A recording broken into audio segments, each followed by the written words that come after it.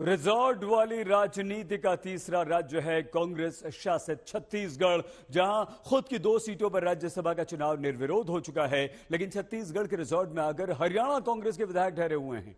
हरियाणा कांग्रेस के विधायकों की आवभगत छत्तीसगढ़ कांग्रेस सरकार की सरपरस्ती में हो रही है, यह कबूल करते हुए कि क्या करें गलत है लेकिन मजबूरी है।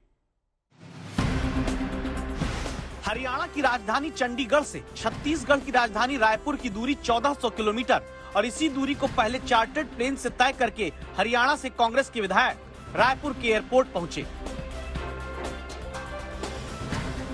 फिर रायपुर एयरपोर्ट पर हरियाणा कांग्रेस के विधायकों का स्वागत लग्जरी बस लगाकर हुआ। विधायक हरियाणा की अपनी पार्टी के शासन वाले छत्तीसगढ़ में पहुंचते हैं, आवभगत होती है। जनता को सुरक्षा मिले न मिले, राज्यसभा चुनाव में हरियाणा से छत्तीसगढ़ पहुंचे अपने पार्टी के विधायकों की सुरक्षा में भूपेश बघेल सरकार पलक पावड़े बिछा देती है।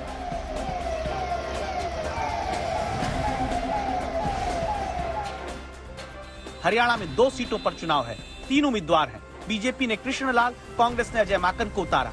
पूर्व मंत्री विनोद शर्मा के बेटे कार्तिकेय शर्मा जेजेपी के समर्थन से निर्दलीय उतर गए।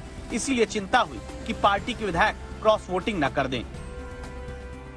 एक सीट के कैंडिडेट मतलब जो मतदाता थे वो भाजपा के पास और एक कांग्रेस के पास है। जबरदस्ती तीसरा कैंडिडेट खड़ा करा के इस प्रकार से रसाकसी थोड़ा सा बढ़ाया हुआ है। लेकिन मुझे लगता है, मुझे पूरा विश्वास है कि यहाँ हमारी सीट हम जीतेंगे।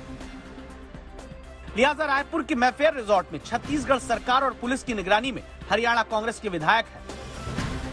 खुद देखिए, मुख्यमंत्री छत्तीसगढ़ के काफिले के साथ जाकर देखते रहते हैं। विधायक उनकी पार्टी के जो हरियाणा से आए, सब ठीक से रिजॉर्ट में है ना? कहीं कोई विधायक निकल तो नहीं गया? सरकारों पर विश्वास मत का संकट हो, विधान परिषद का चुनाव हो या फिर राज्यसभा सांसद चुनने का मौका, एक शब्द हमेशा चर्चा में रहता है और वो है हॉर्स ट्रेडिंग। अब सवाल उठता है कि विधायक तो इंसान होते हैं, तो फिर हॉर्स ट्रेडिंग क्यों? दरअसल कहते हैं कि 1820 में यह शब्द उस समय इस्तेमाल होता था जब घोड़ों की खरीद फरोख्त के दौरान की चर्चा एक एग्रीमेंट तक पहुंचती थी। 20वीं सदी में हॉर्स ट्रेडिंग सियासत में दाखिल होती है और अब 22वीं सदी में भारत में राजनीतिक दल हर चुनाव में इसका इस्तेमाल करते हैं। बताते हैं कि 20वीं सदी में व्यापारी अपने घोड़ों को छुपा देते थे ताकि सौदेबाजी के दौरान पैसों का लेन देन ठीक से हो सके। क्या अब उसी तरह अपने विधायकों को छुपाकर सत्ता और सीटों का सौदा किया जाने लगा? सच्चाई ये है कि असुरक्षा की भावना राजनीतिक दलों के लीडर्स में आ जाती है कि कहीं दूसरा दल हमारे आदमी को न ले जाए। हम पंचायत के चुनाव में वही देखते हैं, हम जनपद के चुनाव में वही देखते हैं, हम जिला पंचायत के चुनाव में वही देखते हैं, हम नगरीय निकाय के चुनाव में वही हम देखते हैं। तो एक ऐसा वातावरण बन गया है और एक असुरक्षा सा वातावरण बन गया है कि पोचिंग ना हो, हमारे आदमी को कोई दूसरा प्रभावित ना कर ले। बस इसी डर के चलते राजस्थान के विधायक रिजॉर्ट में हैं, गाने गा रहे हैं, स्विमिंग पूल में नहा रहे हैं, इंतजार कर रहे हैं 10 जून को राज्यसभा चुनाव की वोटिंग का।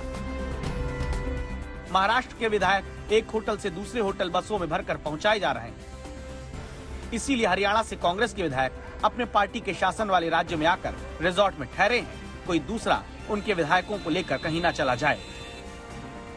जिन भी राज्यों में राज्यसभा चुनाव हो रहा है, यदि वहां क्रॉस वोटिंग होती है तो फिर भले ही जीत हो या हार वो किसी भी राजनीतिक दल के उम्मीदवार की हो, लेकिन असली हार जनता की होगी जो विधायक चुनती है।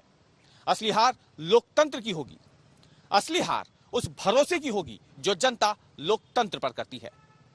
महेंद्र नामदेव और कैमरामैन एजाज के साथ रवीश पाल सिंह, रायपुर, आज तक।